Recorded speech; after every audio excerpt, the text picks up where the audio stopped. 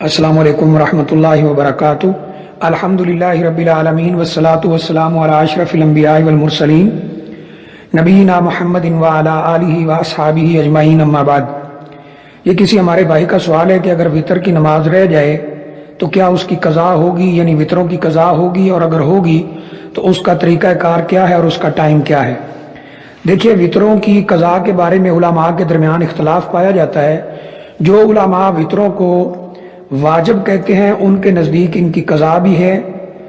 اور جو اس کو سنت مؤکدہ کہتے ہیں ان کے نزدیک اس کی کوئی قضا نہیں ہے۔ اگر انسان وطروں کی نماز نہ پڑھ سکے، فجر کی اذان ہو جائے، اب وہ ان کو بطور قضا پڑھنا چاہتا ہو، تو پھر اس کا طریقہ کار یہ ہے کہ وہ دن نکلنے کے بعد پڑھے، یعنی سورج نکلنے کے بعد، اور بجائے طاق عدد پڑھنے کے جفت عدد پڑھے۔ یعنی اگر کوئی 3 وطر پڑھتا ہے تو پھر 2 کر کے 4 رکعت پڑھے گا۔ اس کی دلیل مسلم شریف کے اندر موجود ہے کہ نبی کریم صلی اللہ علیہ وسلم کے بارے میں اما عائشہ رضی اللہ تعالیٰ عنہا فرماتی ہیں کہ جب کبھی آپ سے یہ رات کی نماز رہ جاتی تھی کسی تکلیف کی وجہ سے یا کسی اور سبب کی وجہ سے، صلی من النہار 12 رکعت، تو آپ دن کو بجائے 11 کے 12 رکعت پڑھتے تھے، کیونکہ آپ کا معمول تھا کہ عام حالات میں آپ 2 رکعت پڑھتے رہتے تھے، اور فجر سے پہلے 1 وطر پڑھ کے اسے یعنی طاق عدد بناتے تھے، وطر بناتے تھے، اور یہ 11 رکعت ہوتی تھی،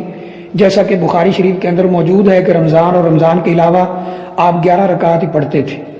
اور آپ کا یہ حکم بھی ہے کہ اجعلوا آخر صلاتکم وطرا، اپنی آخری نماز وطر کو بناؤ۔ تو وطر آخری نماز ہے، یعنی اگر روٹین کے مطابق پڑھی جائے، لیکن اگر یہ رہ جائے تو پھر اس کا طریقہ کار یہی ہے جیسے میں نے عرض کر دیا ہے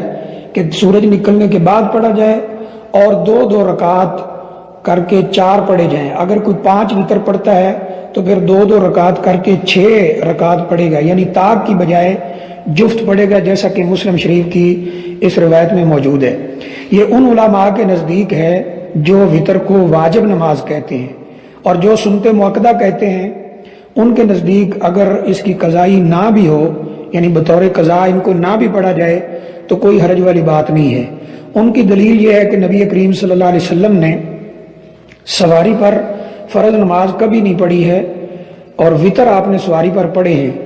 لہذا ان کے نزدیک یہ سنت مؤکدہ کا درجہ رکھتے ہیں وطر۔ تو بہرحال اگر کوئی بطور قضا ان کو پڑھنا چاہتا ہے تو سورج نکلنے کے بعد پڑھے گا، اور بجائے طاق عدد کے جفت تعداد کو سامنے رکھ کر ان کو بطور قضا پڑھے گا۔ کوئی 3 پڑھتا ہے تو 4 رکعت، کوئی 5 وطر پڑھتا ہے تو وہ 6 رکعت پڑھے گا، جیسا کہ مسلم شریف کی روایت میں بالکل واضح ہے کہ نبی کریم صلی اللہ علیہ وسلم کی اگر یہ رات کی نماز رہ جاتی تھی جس میں تہجد اور وطر ہوتے تھے، تو آپ دن کو بجائے 11 کے 12 رکعت پڑھا کرتے تھے۔